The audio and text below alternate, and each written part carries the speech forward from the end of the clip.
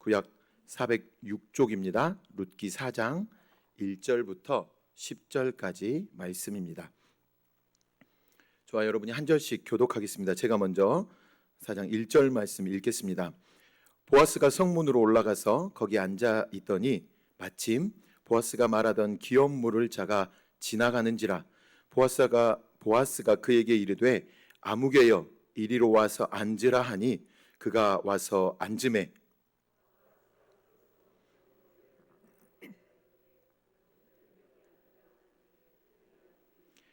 보아스가 그 기업 물을 자에게 이르되 모압 지방에서 돌아온 나오미가 우리 형제 엘리멜렉의 소유지를 팔려 함으로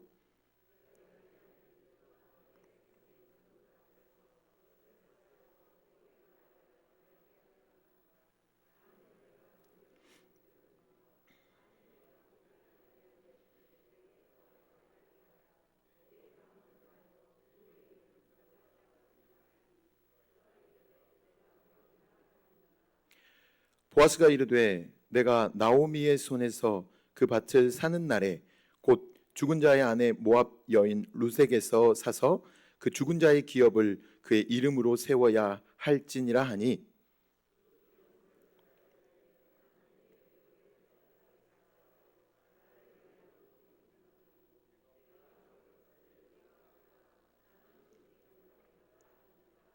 옛적 이스라엘 중에는 모든 것을 무르거나 교환하는 일을 확정하기 위하여 사람이 그의 신을 벗어 그의 이웃에게 주더니 이것이 이스라엘 중에 증명하는 전례가 된지라.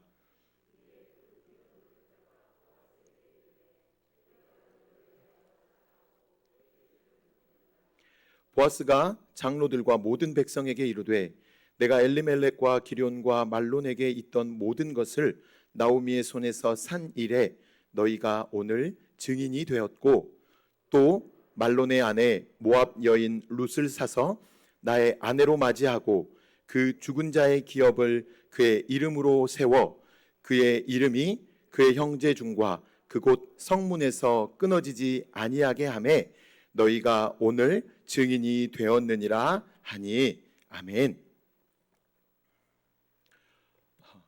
좌우 지체들과 함께 인사해 보겠습니다. 성도님들 때문에 정말 행복합니다 하시면서 인사해 주시겠습니까? 네. 진짜 행복한 표정 맞으십니까? 네. 제가 몇 해 살지 않았지만 보니까 정말 그 얼굴 굳은 사람들도 이렇게 행복하게 미소 짓는 경우를 보게 됐는데 그게 어떨 때일까요?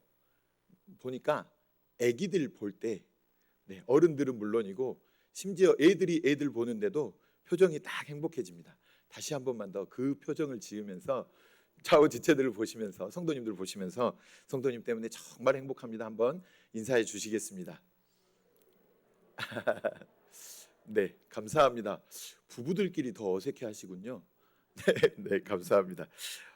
기억이 나실지 모르겠지만 지난 시간을 통해서 우리는 룻이 보아스에게 청혼하는 장면을 살펴보았습니다. 룻은 담대하게 보아스에게 찾아가서 당신의 옷자락을 펴서 당신의 여종인 나를 덮어주십시오 이렇게 청혼을 했습니다. 그리고 이 청혼을 듣고 보아스가 이를 쉬지 않고 이루어 갈 것임을 함께 지난 시간에 살펴보았습니다. 이 모습을 통해서 우리는 예수님께서 우리를 은혜의 날개를 펴셔서 우리를 덮어주시기 위하여 쉬지 않고 일을 이루어 가신다라는 사실을 함께 생각해 보았습니다. 과감하고 멋진 프로포즈가 있었습니다. 이렇게 아름다운 멘트로 과감하게 그때 당시에 여인의 몸으로 남자에게 프로포즈를 했었고 또 그의 멋지게 또 응답한 멋진 응답이 있었습니다. 그 장면만 놓고 본다면 일이 일사천리로 결혼식이 진행될 것만 같았습니다. 그런데 갑자기 그 프로포즈를 받은 또 응답을 한 보아스가 다 된 밥에 콧밥 때리는 격의 말을 했습니다. 나보다 먼저 기업 물을 권리를 가진 사람이 한 명이 있습니다. 그의 의사를 물어봐야 이 일이 될 것입니다. 이렇게 얘기하는 것이었습니다. 이런 보아스는 그 말을 듣고 돌아가려는 룻에게 보리를 6번 되어 주어서 다시 보냅니다. 그리고 이를 전달받은 나오미는 룻기 3장 18절 말씀을 통해서 그 사람이 오늘 이 일을 성취하기 전에는 쉬지 아니하리라 라는 고백을 듣게 되었습니다. 이제 우리는 쉬지 않는 보아스가 무슨 일을 하게 됐는지를 살펴보고자 합니다. 과연 보아스는 이 문제를 어떻게 해결할까요? 보아스는 오늘 본문 함께 읽은 본문대로 성문으로 올라갔습니다. 그리고 거기에 앉아 있었습니다. 성경의 이 표현은 보아스가 기업 무르는 문제를 개인이 사사로이 풀 것이 아니고 개인적인 문제로 해결하려고 하는 것이 아니고 그 공동체 전체 앞에서 공명하고 정대하게 처리하려는 것임을 의미합니다. 성문이라고 하는 곳은 간단하게 생각하면 오늘날의 시청 또는 그 법정과 같은 역할을 했다고 이렇게 보시면 될 것입니다. 그 당시 성문이라는 곳은 그 공동체의 정치적인 결정이나 공적인 재판 또는 큰 행사를 치렀던 그런 곳이었습니다. 그리고 장로들을 청했는데 장로들은 상거래나 계약이 이루어질 때 주로 증인 역할을 했습니다. 그리고 또한 법적인 소송 사건에 대해서는 판결을 내리는 역할도 감당했었습니다.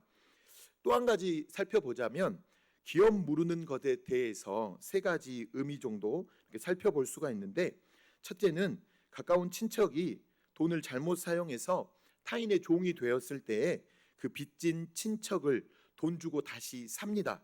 그리고 자유로운 신분이 될 수 있도록 해주는 것이 기업 물을 자의 그런 권리이자 의무였습니다.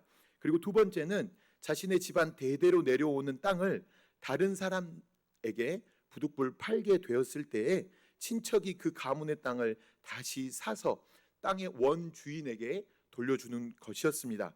그리고 3번째는 친척이 누군가에게 부당하게 죽임을 당했을 때에 그 죽은 자의 원한을 풀어주기 위해서 친척들이 함께 정당하게 복수를 해주는 것, 이것이 기업 물을 자, 그들이 행할 권리이자 의무였습니다. 오늘날처럼 이렇게 개인화된 사회에서 기업을 무르는 이런 상황 자체가 다소 생소할 수 있습니다. 하지만 그때 당시에 법 질서가 바르게 세워지지 않았고 또 국가 권력이 미치는 범위가 대단히 협소했고 지금과 같지 않았던 그 고대 사회에서는 이 제도는 개인과 가족을 보호하기 위한 아주 중요한 제도였음에 틀림이 없습니다. 그리고 이 제도의 가장 큰 특징 중에 하나가 바로 하나님 나라의 공동체성을 반영한다는 것입니다. 왜냐하면 이 기업 물을 자, 이 제도의 특징이 강한 자가 약한 자를 책임지고 그 약한 자를 돌보기 위해 자신의 손해를 감수하는 것이기 때문에 그렇습니다. 단순히 앞서 룻이 보아스에게 프로포즈를 했다라고 표현했지만 실제로는 룻과 나오미, 즉 엘리멜렉의 가문이 친족 보아스에게 우리 가문이 끊어지지 않고 이어지도록 도와주십시오라는 그 도움의 요청이었습니다. 그리고 그 도움의 요청을 보아스가 수용한 것이었으며 이를 위해 지금 이 문제를 공명하고 정대하게 합법적으로 해결하기 위해서 보아스는 지금 성문에 앉은 것이었습니다. 그리고 마침 성문을 우연히 지나가는 기업 물을 자를 만납니다. 보아스는 성의 장로 10명을 불러서 정식으로 이 문제를 다투려고 하는 것입니다. 공개석상에서 당당하게 엘리멜렉 기업에 무르는 문제를 해결하고자 하였던 것입니다. 보아스가 성문에 앉았을 때 마침 이 기업 물을 자가 나타났다, 이렇게 성경은 기록하고 있습니다. 마침, 우연히, 이런 표현에 대해서 우리 신자들의 태도는 어떻게 해야 한다고 지난 시간에 말씀을 드린 적이 있는데 혹시 기억이 나십니까? 네, 그렇습니다. 우연과 마침 속에서도 우리 하나님께서는 역사하시고 쉬지 않고 일하고 계십니다. 보아스의 이 일에 지금 누가 역사하고 계십니까? 맞습니다. 우리 여호와 하나님이십니다. 과연 이 일이 어떻게 진행되어 가겠습니까? 보아스는 기업 물을 자에게 3절과 4절에서 상황을 간단하게 설명합니다. 기업 물을 자는 그 내용을 듣고 주저하지 않고 자신이 기업을 무르겠노라 라고, 내가 기업을 무르겠다 라고 대답합니다. 갑자기 분위기가 심상치 않아졌습니다. 문제가 아주 심각해졌습니다. 지금 기업 무르는 것에 대해서 우선권을 가진 사람이 자신이 엘리멜렉의 기업을 무르겠다고 장로들을 다 청한 그 공개석상 자리에서 선언해 버린 것입니다. 내가 기업을 무르겠다, 이렇게 선언해 버린 것입니다. 보아스는 절차대로 합법적으로 일을 하려고 하다가 모든 것이 갑작스럽게 꼬여버렸습니다. 공명정대하게 하려고 했는데, 일의 순서대로 꼼꼼하게 일을 진행하려고 했는데 이게 왜 날벼락입니까? 일이 아주 그르치게 되었습니다.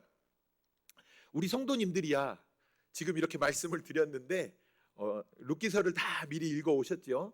그리고 우리는 미리 결과를 다 압니다. 그래, 해피엔딩이야, 이 결과 다 알아. 그러니까 전혀 놀라지 않으십니다. 감탄도 하지 않으십니다. 미리 드라마의 결과를 다 알고 있는데 내가 왜 놀래? 이런 표정이십니다. 그래서 기업 물을 사람이 그래, 제가 무르겠습니다, 이렇게 대답을 했을 때 우리는 전혀 동요하지 않습니다. 놀랄 일도 없고 긴장할 일도 없기 때문에 그렇습니다.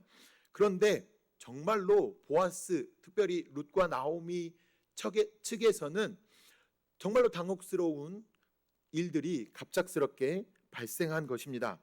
그래서 보아스는 5절 말씀에서 다시 기업 물을 자에게 그가 기업을 무른다는 것이 어떠한 일을 진행해야 되고 감당해야 하는지를 다시 한번 세세하게 설명합니다.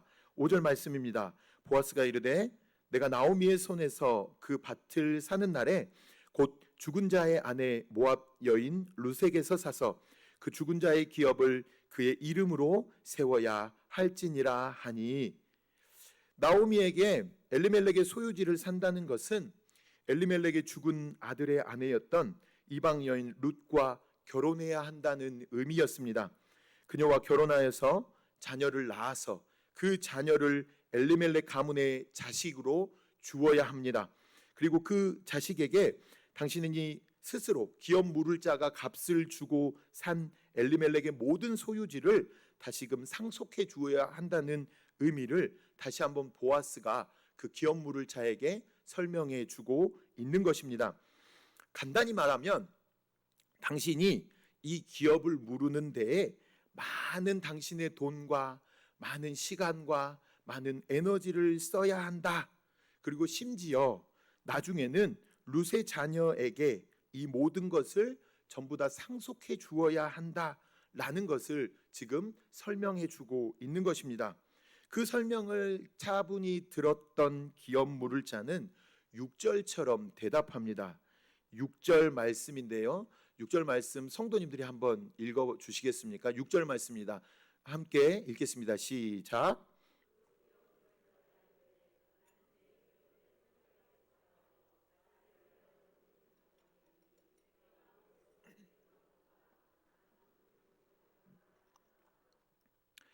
기업 물을 자가 지금 땅만 산다고 할 때 기업을 물으니까 그 나오미의 재산을 내가 사야 하니 나오미가 가지고 있던 나오미의 소유지를 산다고 했을 때 솔깃했을 것입니다. 좋은 제안이었습니다. 왜냐하면 엘리멜렉의 소유지에 대해서 권리를 나오미에게서 사고 난다면 나오미는 늙은 과부 아닙니까? 얼마 못 살 것 같으니까 나오미가 죽으면 그 재산이 합법적으로 이제 내 재산이 되겠구나 라는 생각을 하게 된 것입니다. 그리고 그것이 마땅합니다. 그렇게까지 사실이 맞는 합당한 생각이었습니다. 나오미는 이미 자식을 낳을 수 없으니 그처럼 좋은 투자가 어디 있겠습니까? 이런 좋은 제안을 누가 과연 마다하겠습니까? 처음에는 기업 무르는 것을 흔쾌히 받아들였습니다. 그 소식, 그 상황만을 알고서는 그래, 내가 물을 것이다 이렇게 선언한 것입니다. 하지만 막상 나오미의 땅과 함께 그 집에 있던 어린 과부와 결혼을 해야 하며 이 과부를 통해 자식을 낳아 주어야 하고 그 자식으로 엘리멜렉의 가문으로 이어가게끔 엘리멜렉의 가문을 이어가도록 해줄 뿐만이 아니라 자신이 막대한 돈을 들여 산 값을 주고 산 그 나오미의 모든 땅과 모든 소유까지도 상속해 주어야 한다는 그 세부적인 조건을 듣자마자 이건 내 재산에 도움이 되기는커녕 막대한 손해가 되는 계약이겠구나, 이런 생각을 하게 된 것입니다. 이 기업 물을 자는 이 모든 것을 듣고 계산하고 기업 물을 권리를 포기하며 뒤로 물러섭니다. 마음이 바뀌고 변해버린 것입니다. 그가 6절 말씀을 다시 한번 보십시오. 그가 6절 말씀에서 스스로 직접 밝힌 이유가 무엇입니까? 내 기업에 손해가 있을까 하여입니다. 기업을 무르는 이 제도는 앞서 말씀드린 대로 자신의 손해를 각오하고 자신보다 약하고 자신보다 이미 어려워질 대로 어려워진 친족들을 돕기 위한 그런 법이었고 제도였습니다. 강한 자가 약한 자를 위하여 자신에게 있는 것으로 약한 자의 아픔을 치유하고 필요를 채워주는 사회 안전망과도 같은 그런 제도였던 것입니다. 그런데 이 기업 물을 자는 처음 제안을 들으면서 자신에게 이익이 될 것이라는 판단에서 기업을 무르겠다라고 말하였지만 이후에는 조금 더 세부적인 내용을 알게 되었고 자신이 경제적으로 손실당할 것이 뻔하자 바로 순간적으로 마음이 변해버리고 바뀌어버린 것입니다.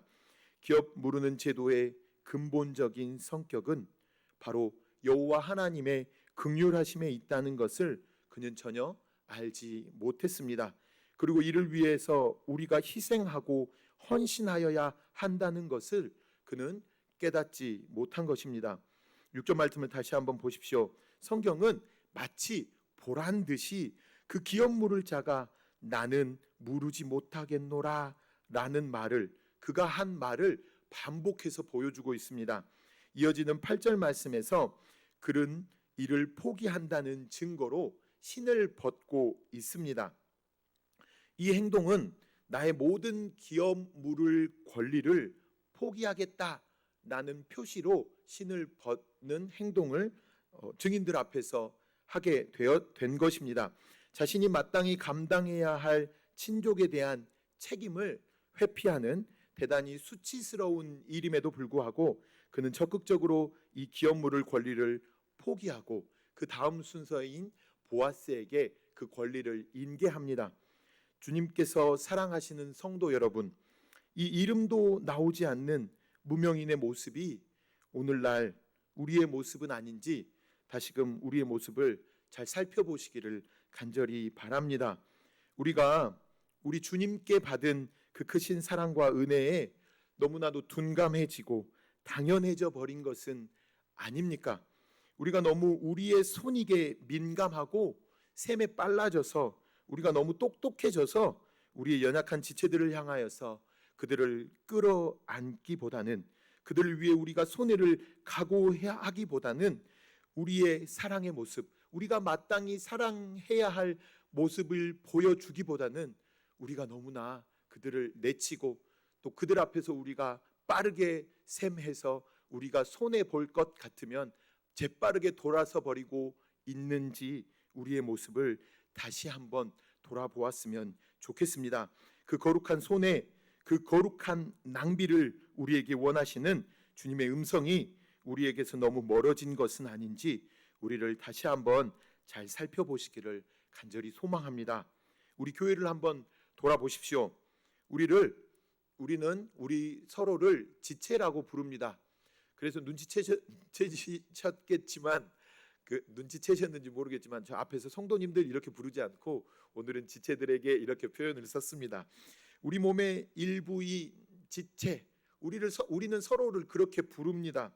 그렇게 부르면서 때로는 남보다 더 못할 때가 너무나도 많습니다. 그리고 그렇게 여기고 그렇게 대할 때가 있지는 않으십니까? 주님께서 우리를 예수 그리스도의 거룩한 보혈로 한 가족, 한 지체가 되게 하셨는데 우리는 우리의 손익에 주님의 그 보혈의 능력과 그 가치를 너무나도 하찮게 만들어버리고 있지는 않으십니까? 우리 옆에 있는 성도들, 우리는 어떤 눈으로 바라보고 계십니까? 우리가 옆에 성도들을 예수 그리스도의 피로 하나 된 가족, 하나 된 한 지체 이렇게 여긴다면 우리 공동체에 과연 어떤 일이 일어날까요? 서로의 연약함이나 부족함을 보고 그냥 가만히 있을 수 없게 됩니다. 내 가족이 저렇게 아파하고 있는데, 내 지체가 저렇게 힘들어하고 있는데, 저희는 바늘에 가시에 손이라도 찔린다 치면 너무너무 아파하지 않습니까? 약 바르지 않습니까? 감싸쥐고 아파하면서 빨리 낫기를 기도하지 않습니까? 하다못해 다른 분에게 호해줘 이렇게 다가가지는 않습니까? 그런데 우리 곁에 있는 지체들이 아파하고 힘들어하고 있는데 우리는 너무나도 무심한 것은 아닌지, 그들의 필요를 민감하게 바라보아야 하는데 우리는 너무 무덤덤한 것은 아닌지, 그들을 향해 관심과 구체적인 섬김을 행해야 할 것인데 우리는 그러지 못하고 있는 것은 아닌지 우리 스스로를 잘 돌아보셨으면 좋겠습니다. 꼭 이런 말씀을 드리면 김 목사 너나 잘해라 이렇게 말씀하실 수도 있는데, 제가 완벽해서가 아니라 성경은 우리에게 이런 것을 담대하게 요구하고 있습니다. 온전히 너희가 지체가 되었으니, 예수 그리스도의 보혈로 하나가 되었으니 그렇게 하나 되어 서로 힘써 사랑하라. 하나님께서 하나 되게 하신 것을 힘써 지키라. 이렇게 우리에게 명령하고 있으십니다. 이 명령을 그저 듣지 않으셨으면 좋겠습니다. 능력 있는 교회는 언제나 그러했습니다. 아니, 교회의 능력은 언제나 그렇게 나타났습니다. 그래서 교회의 거룩한 소문이 더해져만 갔습니다. 그들을 향해서, 나보다 더 연약한 지체들을 향해서 그들의 필요에 민감하게 반응했고 그들을 구체적으로 섬겼고 그들을 담대하게 우리의 행함으로 그들의 필요와 그들의 섬김을 우리가 나타낼 때 그렇게 교회의 능력은 나타났던 것입니다. 그래서 교회는 거룩한 소문이 더해 갔습니다. 그것은 교회의 부유함, 돈의 능력이 결코 아니었습니다. 부자였기 때문에, 교회가 가진 것이 많아서였기 때문이 결코 아니었습니다. 친족을 위해 하나님께서 하나가 되게 하신 공동체의 연약한 나오미와 룻을 향해 기업을 물을 것을 포기해버리고 신을 벗어버린 자, 사랑할 수 있는 권리를 포기한 자를 하나님께서는 기억하지 않으셨습니다. 그래서 성경은 그를 그저 아무개여 이렇게 표현해 버립니다. 보아스가 그 마을에 사는 그의 친족의 이름을 몰랐을까요? 불러야 하는 순간에 갑자기 저 사람 누구더라 생각이 안 나네. 거시기 여보시게 막 이렇게 불렀을까요? 아무개여 이렇게 불렀을까요? 아닙니다. 아니면 진짜로 그의 이름이 아무개였을까요? 그것도 결코 아닙니다. 세상에서는 손이게 빨라, 셈이 빨라, 빠른 결정으로 자신의 손해를 막아버린 그 사람을 똑똑하다 했겠지만 우리 하나님께서는 그를 어리석다 그렇게 말씀하시고 그를 성경에서조차 기억하지 않는 존재로 그렇게 표현하고 계시는 것입니다. 주께서 사랑하시는 성도 여러분, 자신의 손익에 철저한 그는 세상에서 똑똑한 사람 혹은 세상에서 야무진 사람, 그런 사람이었을지는 몰라도 우리 여호와 하나님께서는 그를 사랑이 없는 사람, 이름조차 기억하지 않으신 사람으로 여기시는 것입니다. 드디어 위기처럼 보였던 문제가 해결되었습니다. 먼저 기업 물을 권리가 있던 자가 그의 권리를 포기하고 신을 벗었습니다. 공식적으로 이제 보아스가 기업 물을 자가 된 것입니다. 보아스는 9절과 10절 말씀을 통해 이렇게 선언합니다. 9절과 10절 말씀 함께 보시겠습니다. 제가 읽겠습니다.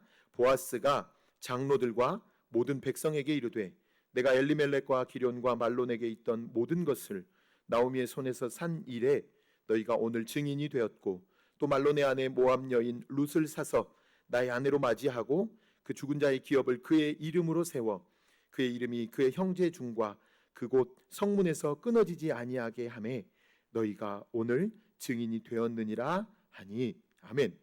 보아스는 이 두 가지 선언을 하며 이에 대해 모인 장로들과 백성들이 증인이 되어줄 것을 요청합니다. 하나는 엘리멜렉의 기업을 내가 사겠다라는 것이었습니다. 다른 하나는 룻과 결혼하여서 룻을 통해서 자녀를 낳아 엘리멜렉의 가문을 이어주겠다라는 것이었습니다.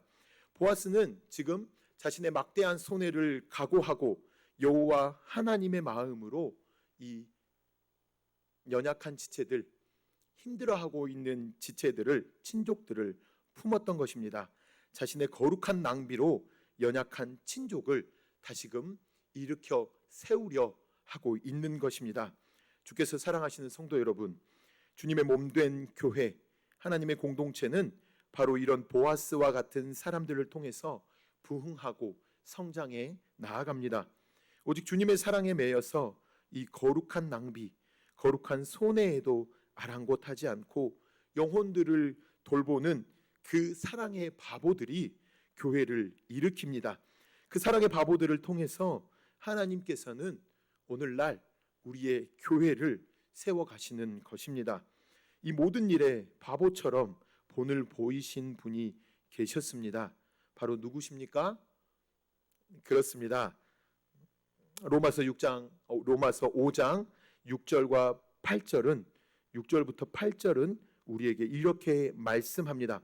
우리가 아직 연약할 때에 기약대로 그리스도께서 경건하지 않은 자를 위하여 죽으셨도다. 의인을 위하여 죽는 자는 쉽지 않고 선인을 위하여 용감히 죽는 자가 혹 있거니와 우리가 아직 죄인 되었을 때에 그리스도께서 우리를 위하여 죽으심으로 하나님께서 우리에 대한 자기의 사랑을 확증하셨느니라. 아멘. 우리는 연약했습니다. 경건하지도 않았습니다. 심지어 우리가 아직 죄인 되었을 때에, 그런 때에 그런 우리를 위하여 우리 예수님께서 우리를 위해 이 땅에 오셔서 우리를 위해 죽으셨습니다. 이게 말이나 됩니까? 이게 이해가 되십니까?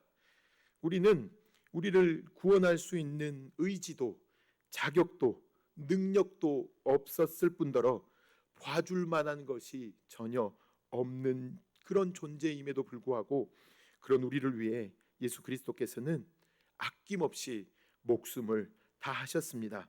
존귀하신 하나님께서 왜 이런 바보 같은 선택을 하셨을까요? 이유는 딱 한 가지뿐입니다. 그 한 가지가 무엇이겠습니까? 우리를, 아니 나를 사랑해서입니다. 사랑밖에는 답이 없습니다. 우리 주님께서는 이 사랑을 위해 아낌없이 전부를 쏟으셨습니다. 그분의 눈물과 그분의 땀과 그분의 피를 쏟으셨습니다. 목숨을 다하셨습니다. 생명으로 생명을 살리신 것입니다. 말씀을 정리하겠습니다. 주님께서 사랑하시는 성도 여러분, 세상은 똑똑하지 않으면 살 수 없는 것처럼 보입니다. 정말 똑똑한 사람들이 많고 똑똑해져야만 살아갈 수 있는 것 같습니다. 자신의 손익을 빠르게 판단해야 합니다. 그리고 잘 투자하라고 합니다. 그래야 성공을 거둘 수 있는 인생이라고 그렇게 세상은 우리에게 충고하고 조언합니다.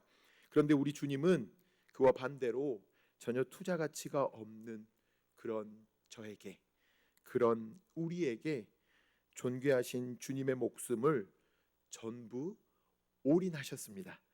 그런 사랑의 바보의 본이 되어 주셨습니다. 그렇게 우리 주님의 땀과 눈물과 피로 우리는 거룩한 교회 공동체가 되었습니다. 그렇게 우리는 교회 공동체로 세운 바 되었습니다.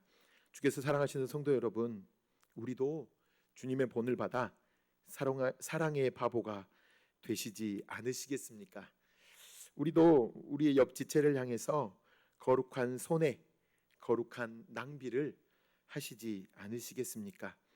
이를 통해서 우리 주님이 더욱 기뻐하시는 공동체, 거룩하고 건강하고 복된 공동체, 주님을 닮은 사랑의 바보들이 넘쳐나는 주님의 공동체가 되시기를 주님의 이름으로 간절히 소망합니다. 다 함께 찬송가 218장